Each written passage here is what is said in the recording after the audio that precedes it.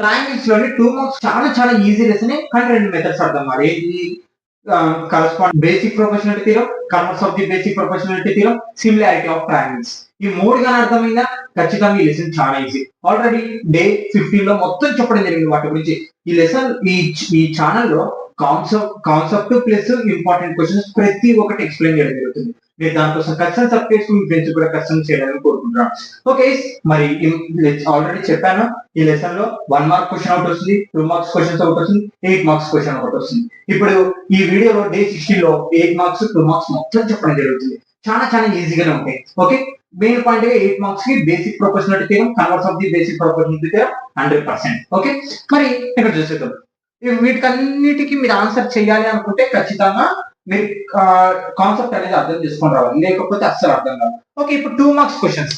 Okay 2 marks ఒక 3-4 ఉన్నాయి, వాటిని చెప్పేసి ముందరకు వెళ్దాం 8 మార్క్స్ లెక్కి. ఓకే ఫస్ట్ క్వశ్చన్ చూడండి. Right the similarity criteria for the following similar triangles and the what is the symbolic form. అంటే ఇవి ఆల్రెడీ సిమిలర్ అని చెప్పడం జరుగుతుంది. అలాగైతే ఏ సిమిలారిటీ చెప్పాను.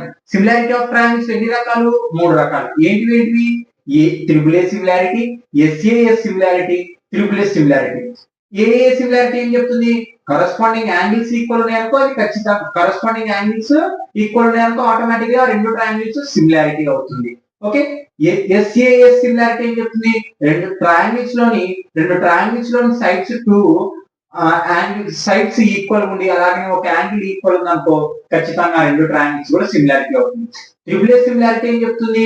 2 ట్రయాంగిల్స్ లో 3 సైడ్స్ సేమ్ గా ఉన్నాయనుకో ఖచ్చితంగా అవి కూడా సిమిలారిటీ అవుతుంది అని చెప్పడం జరిగింది.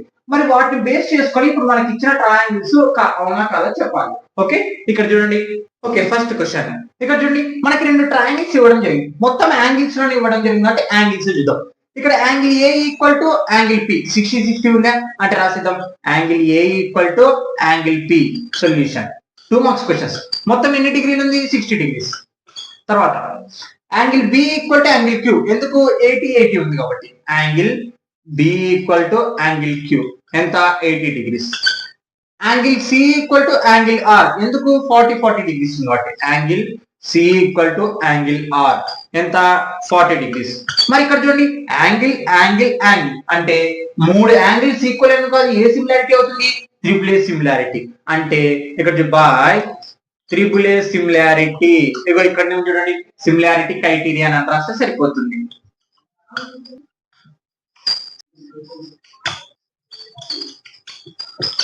ఓకే అయిపోయింది. By triple A similarity criteria. మరి ఇంతే ఇంకా 2 మార్క్స్ అయిపోయింది. అంటే ఆ యాంగిల్స్ ఈక్వల్ ఉన్నాయి కాబట్టి డైరెక్ట్ యాంగిల్స్ ఈక్వల్ రాసేసాం. తర్వాత 3 యాంగిల్స్ ఈక్వల్ అయిన 2 ట్రయాంగిల్స్ అప్పుడు ఏమవుతుంది?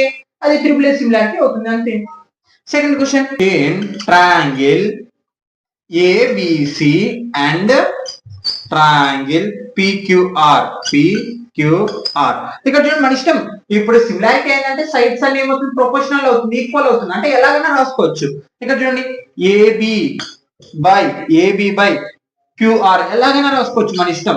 ప్రొపోర్షనల్ లో రాసుకోవాలి. ఏమంటే 2/4. ఓకే తర్వాత మళ్ళీ ఇంకోటి ఇక్కడ చూడండి బిసి బై పిఆర్. మనం వీటిని రివర్స్ గా చేస్తే బేస్ ఒకటి వస్తుంది, హైట్ ఒకటి వస్తుంది, అలా కూడా చేసుకోవచ్చు. బిసి బై తర్వాత పిఆర్. బిసి వాల్యూ ఎంత? 2.5 బై ఇది 5. తర్వాత ఇంకోటి ఏముంది? ఏసీ బై తర్వాత పిక్యూ. ఏసీ వాల్యూ ఎంత? 3 బై పిక్యూ వాల్యూ ఎంత? 6. క్యాన్సిల్ చేద్దాం. 2 1 జా 2 2 జా అంటే ఎంత వచ్చింది? 1/2 వచ్చింది.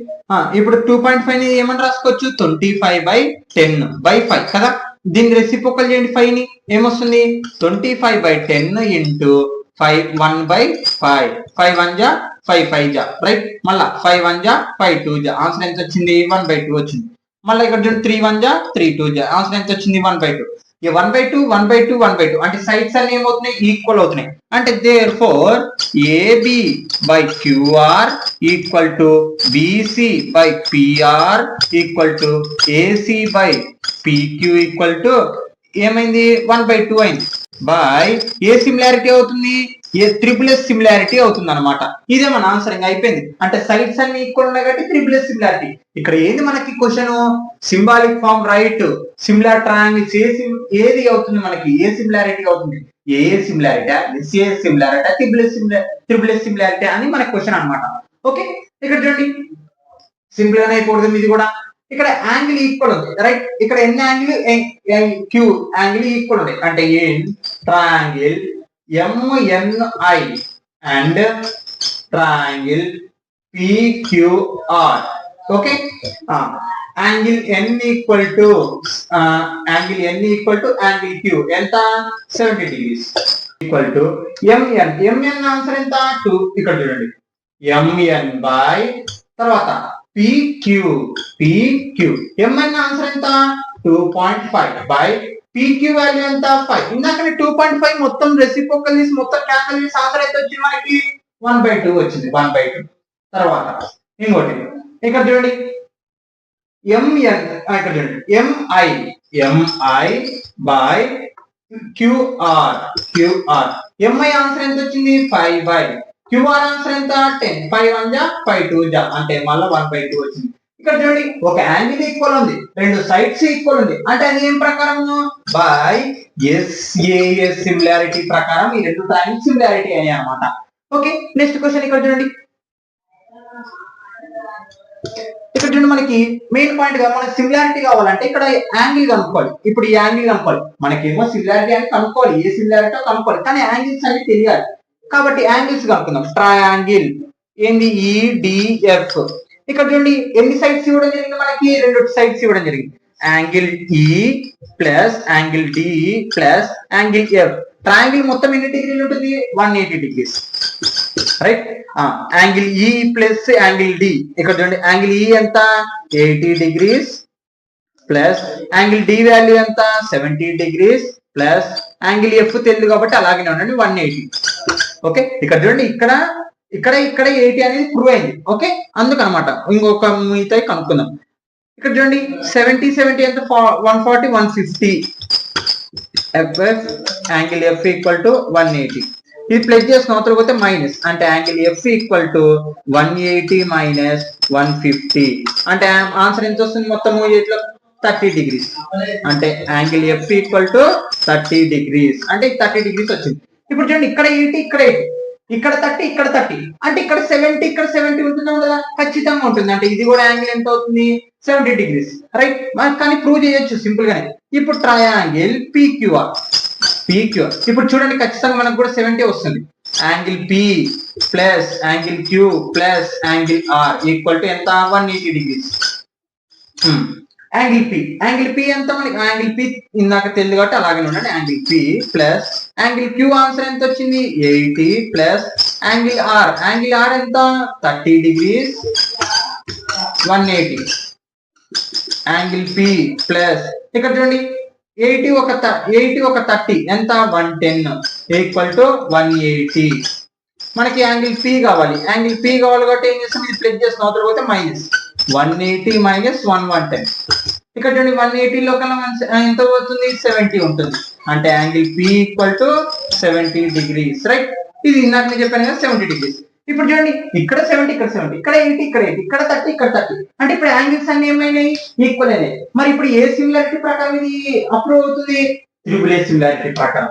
ఇక్కడ చూడండి angle P equal to angle D equal to angle P, angle E equal to angle Q, angle F equal to angle R. మొత్తం ఎంత ఇక్కడ చూడండి DP వాల్యూ ఎంత 70 degrees ఈక్వల్ ఉంది.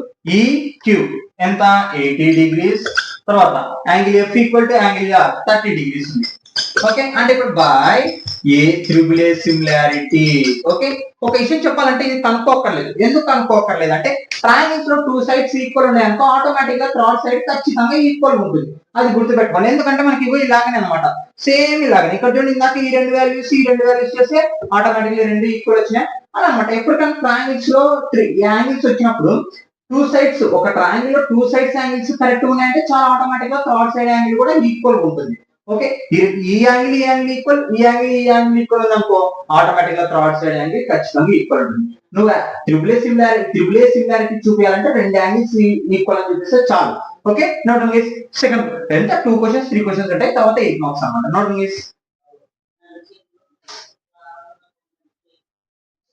ఓకే, 2 మార్క్స్ లోని ఇక్కడ చూడండి, ఈ రెండు క్వశ్చన్స్ ఇంకా 2 మార్క్స్, తర్వాత 8 marks important questions, very very important. ఇక్కడ చూడండి ఖచ్చితంగా వస్తాయి 2 marks. Okay, in the figure PQ parallel to RS, prove that the triangle POQ similar to triangle SOR. అంటే మనకి ఈ రెండు ప్యారల్ ఉన్నాయంట, అంటే PQ లైన్ RS రెండు లైన్లు ప్యారల్ ఉన్నాయంట. అంటే ప్యారల్ అంటే ఏంది, ఆ లైన్స్ ఎప్పటికీ కలుసుకో, దాన్ని బేస్ చేసుకొని మనము ఈ ట్రయాంగిల్ సిమిలారిటీ అని చూపించాలంట. ఓకే, చూపిద్దాం. గివెన్ మనకి ఏమి ఇవ్వడం జరిగింది, PQ parallel to RS, right. Prove ఏం చూపించాలి మనం ఇప్పుడు, triangle POQ similarity to triangle SOR, right. మరి ఇక్కడ గమనిస్తే మనకి ఈ రెండు ప్యారల్ ఉన్నాయి, రైట్. ఈ లైన్ అంటే మనకి ఈ PQS అంటే angle P equal to angle S, ఇవి ఆల్టర్నేట్ ఇంటీరియర్ అంటే ప్యారల్ ఉన్నాయనుకో ఖచ్చితంగా ఈ యాంగిల్ ఈక్వల్ ఉంటాయి అన్నమాట, వాటిని ఆల్టర్నేట్ ఇంటీరియర్ యాంగిల్స్ అంటాం. ఓకే, వీటి గురించి మనం లెసన్స్ లోనే మాట్లాడుకున్నాం. ఓకే, లెసన్స్ వినండి, ఖచ్చితంగా అర్థం అవుతుంది. ఓకే, ఇక్కడ ఇది అయిపోయింది. మళ్ళీ సేమ్ ఈ ప్యారల్ ఇది ప్యారల్ కాబట్టి ఇప్పుడు క్యూ యాంగిల్ ఎంత ఉంటుందో ఆర్ యాంగిల్ కూడా అంతే ఉంటుంది. అంటే angle Q equal to angle R, దేని ప్రకారం, alternate interior angles. Okay, alternate interior angles ప్రకారం. మరి ఇక్కడ ఈ రెండు ట్రయాంగిల్స్ కి ఏది కామన్ ఉంది, మనకి O అనేది కామన్ ఉంది. దీన్ని వర్టికలీ ఆపోజిట్ యాంగిల్స్ అంటారు. అంటే ఇక్కడ చూడండి, angle O equal to angle O common angle అని కూడా రాసుకోవచ్చు మనం, common angle.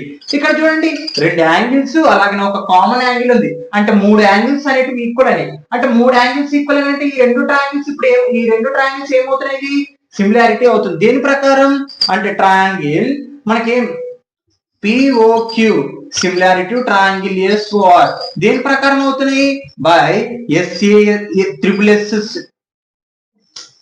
By AA similarity ప్రకారం ఈ రెండు ట్రయాంగిల్స్ ఏమవుతున్నాయి, సిమిలారిటీ అవుతున్నాయి అనమాట.